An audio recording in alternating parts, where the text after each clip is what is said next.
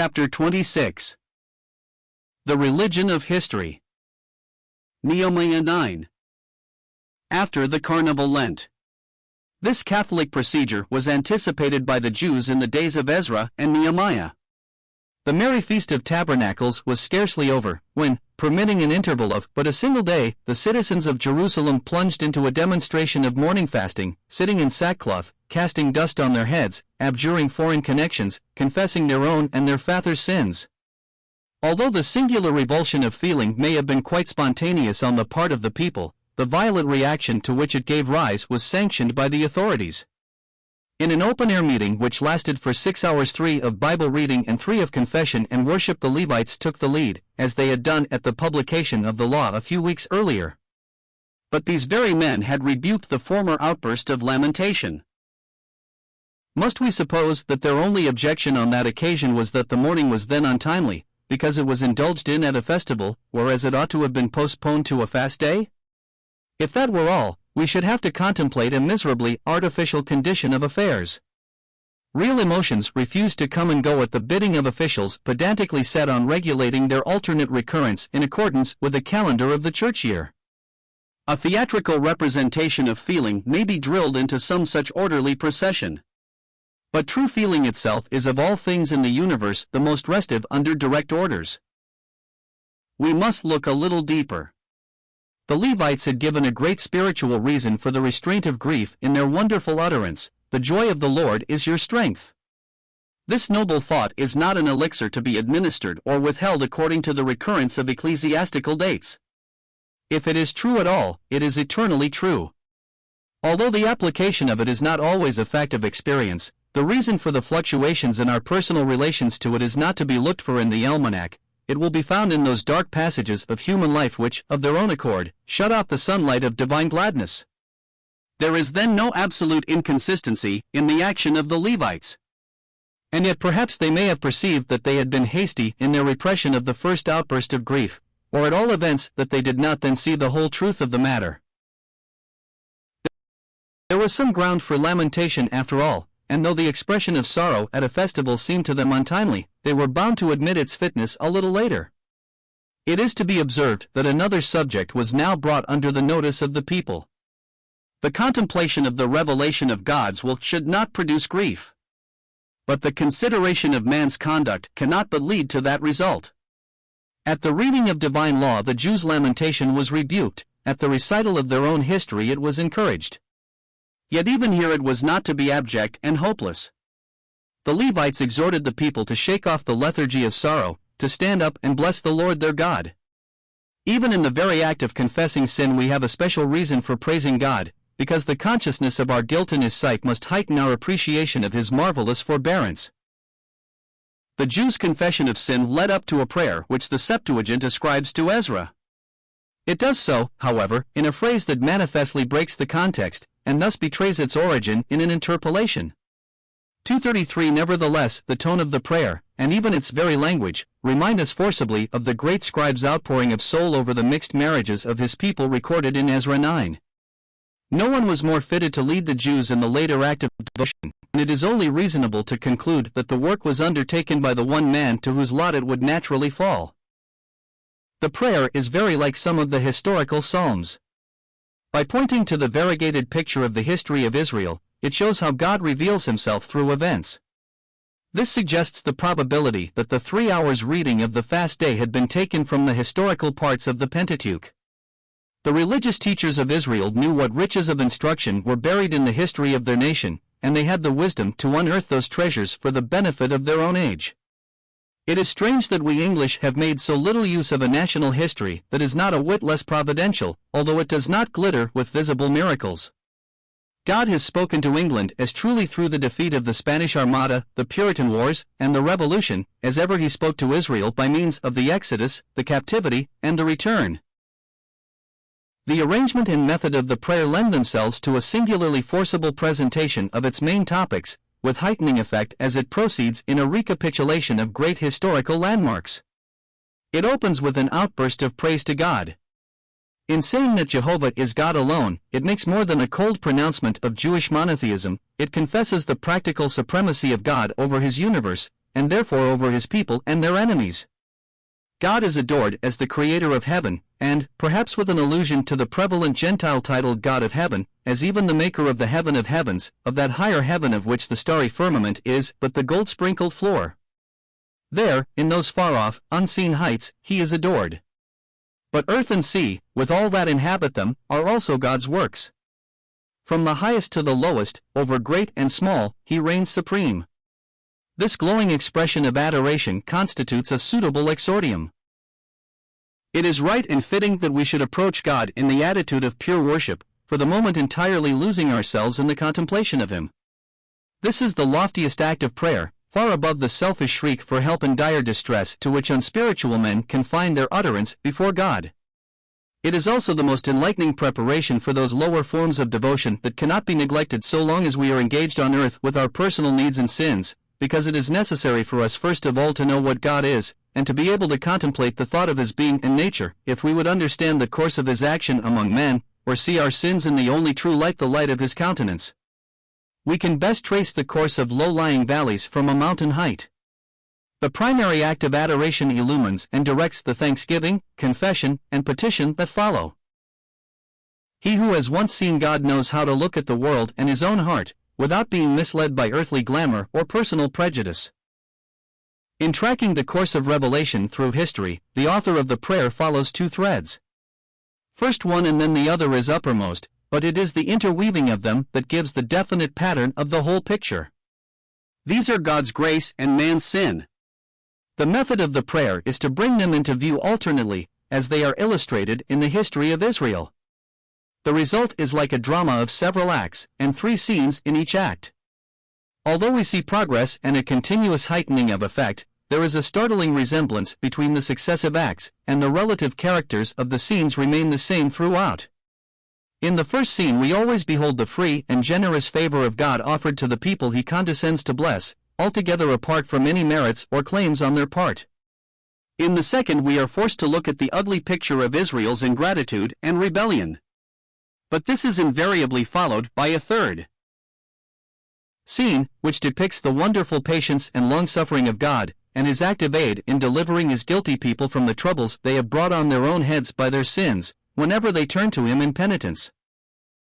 The recital opens where the Jews delighted to trace their origin, in Ur of the Chaldees. These returned exiles from Babylon are reminded that at the very dawn of their ancestral history the same district was the starting point. The guiding hand of God was seen in bringing up the father of the nation in that far-off tribal migration from Chaldea to Canaan. At first the divine action did not need to exhibit all the traits of grace and power that were seen later, because Abraham was not a captive. Then, too, there was no rebellion, for Abraham was faithful. Thus the first scene opens with the mild radiance of early morning. As yet there is nothing tragic on either side. The chief characteristic of this scene is its promise, and the author of the prayer anticipates some of the later scenes by interjecting a grateful recognition of the faithfulness of God in keeping his word. For thou art righteous, he says. 234. This truth is the keynote to the prayer. The thought of it is always present as an undertone, and it emerges clearly again towards the conclusion, where, however, it wears a very different garb. There we see how in view of man's sin God's righteousness inflicts chastisement. But the intention of the author is to show that throughout all the vicissitudes of history God holds on to his straight line of righteousness, unwavering. It is just because he does not change that his action must be modified in order to adjust itself to the shifting behavior of men and women. It is the very immutability of God that requires him to show himself froward with the froward, although he is merciful with the merciful. The chief events of the Exodus are next briefly recapitulated, in order to enlarge the picture of God's early goodness to Israel. Here we may discern more than promise, the fulfillment now begins. Here, too, God is seen in that specific activity of deliverance which comes more and more to the front as the history proceeds. While the calamities of the people grow worse and worse, God reveals himself with ever-increasing force as the Redeemer of Israel. The plagues of Egypt, the passage of the Red Sea, the drowning of the Egyptians, the cloud pillar by day and the pillar of fire by night, the descent on Sinai for the giving of the law, in which connection the one law of the Sabbath is singled out, a point to be noted in view of the great prominence given to it later on, the manna, and the water from the rock are all signs and proofs of God's exceeding kindness towards his people. But now we are directed to a very different scene. In spite of all this never ceasing, this ever-accumulating goodness of God, the infatuated people rebel, appoint a captain to take them back to Egypt, and relapse into idolatry. This is the human side of the history, shown up in its deep blackness against the luminous splendor of the heavenly background. Then comes the marvelous third scene, the scene that should melt the hardest heart. God does not cast off his people. The privileges enumerated before are carefully repeated, to show that God has not withdrawn them. Still the cloud pillar guides by day and the fire pillar by night. Still the manna and the water are supplied. But this is not all. Between these two pairs of favors a new one is now inserted. God gives his good spirit to instruct the people. The author does not seem to be referring to any one specific event, as that of the Spirit falling on the elders, or the incident of the unauthorized prophet, or the bestowal of the Spirit on the artists of the tabernacle. We should rather conclude from the generality of his terms that he is thinking of the gift of the Spirit in each of these cases, and also in every other way in which the divine presence was felt in the hearts of the people. Prone to wander, they needed and they received this inward monitor. Thus God showed his great forbearance, by even extending his grace and giving more help because the need was greater. From this picture of the wilderness life we are led on to the conquest of the promised land. The Israelites overthrow the kings east of the Jordan, and take possession of their territories. Growing in numbers, after a time they are enough to cross the Jordan, seize the land of Canaan, and subdue the aboriginal inhabitants. Then we see them settling down in their new home and inheriting the products of the labors of their more civilized predecessors. All this is a further proof of the favor of God. Yet again the dreadful scene of ingratitude is repeated, and that in an aggravated form. A wild fury of rebellion takes hold of the wicked people. They rise up against their God, fling his Torah behind their backs, murder the prophets he sends to warn them, and sink down into the greatest wickedness.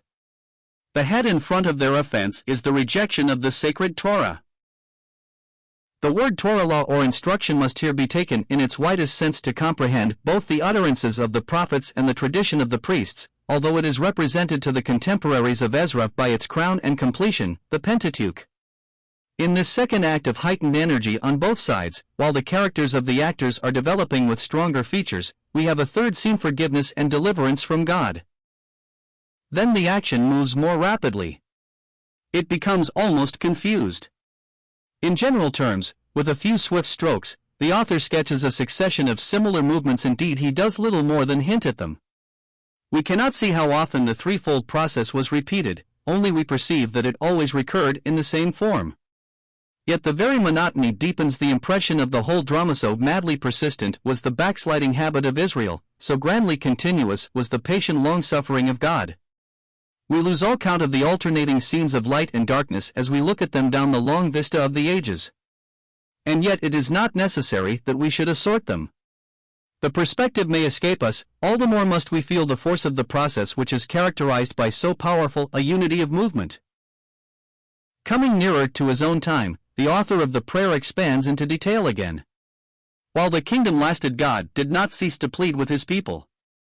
They disregarded his voice, but his spirit was in the prophets, and the long line of heavenly messengers was a living testimony to the divine forbearance. Heedless of this greatest and best means of bringing them back to their forsaken allegiance, the Jews were at length given over to the heathen. Yet that tremendous calamity was not without its mitigations. They were not utterly consumed. Even now God did not forsake them. He followed them into their captivity. This was apparent in the continuous advent of prophets such as the second Isaiah and Ezekiel, who appeared and delivered their oracles in the land of exile. It was most gloriously manifest in the return under Cyrus. Such long-continued goodness, beyond the utmost excess of the nation's sin, surpassed all that could have been hoped for. It went beyond the promises of God, it could not be wholly comprehended in his faithfulness. Therefore another divine attribute is now revealed.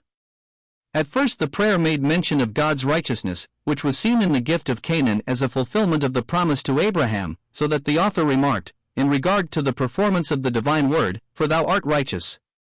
But now he reflects on the greater kindness, the uncovenanted kindness of the exile and the return, for thou art a gracious and merciful God.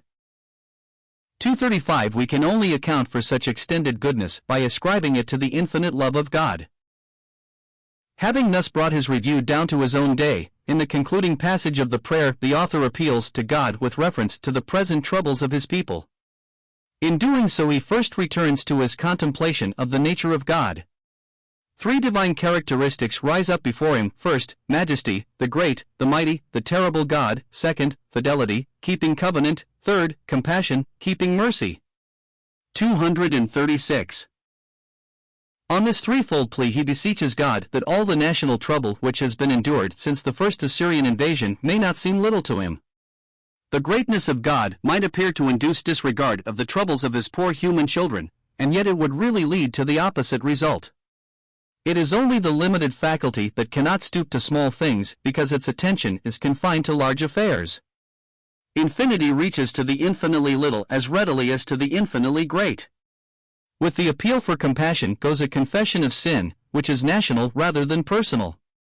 All sections of the community on which the calamities have fallen, with the significant exception of the prophets who had possessed God's Spirit, and who had been so grievously persecuted by their fellow countrymen, all are united in a common guilt. The solidarity of the Jewish race is here apparent. We saw in the earlier case of the sin offering that the religion of Israel was national rather than personal.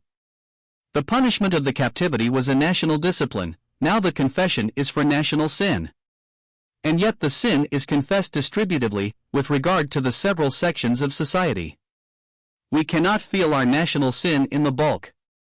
It must be brought home to us in our several walks of life. After this confession, the prayer deplores the present state of the Jews. No reference is now made to the temporary annoyance occasioned by the attacks of the Samaritans. The building of the walls has put an end to that nuisance. But the permanent evil is more deeply rooted. The Jews are mournfully conscious of their subject state beneath the Persian yoke. They have returned to their city, but they are no more free men than they were in Babylon. Like the fellahin of Syria today, they have to pay heavy tribute, which takes the best of the produce of their labor. They are subject to the conscription, having to serve in the armies of the great king. Herodotus tells us that there were Syrians of Palestine in the army of Xerxes. 237. Their cattle are seized by the officers of the government, arbitrarily, at their pleasure. Did Nehemiah know of this complaint?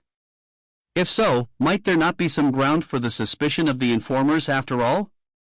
Was that suspicion one reason for his recall to Susa? We cannot answer these questions. As to the prayer, this leaves the whole case with God. It would have been dangerous to have said more in the hearing of the spies who haunted the streets of Jerusalem. And it was needless. It is not the business of prayer to try to move the hand of God. It is enough that we lay bare our state before Him, trusting His wisdom as well as His grace, not dictating to God, but confiding in Him.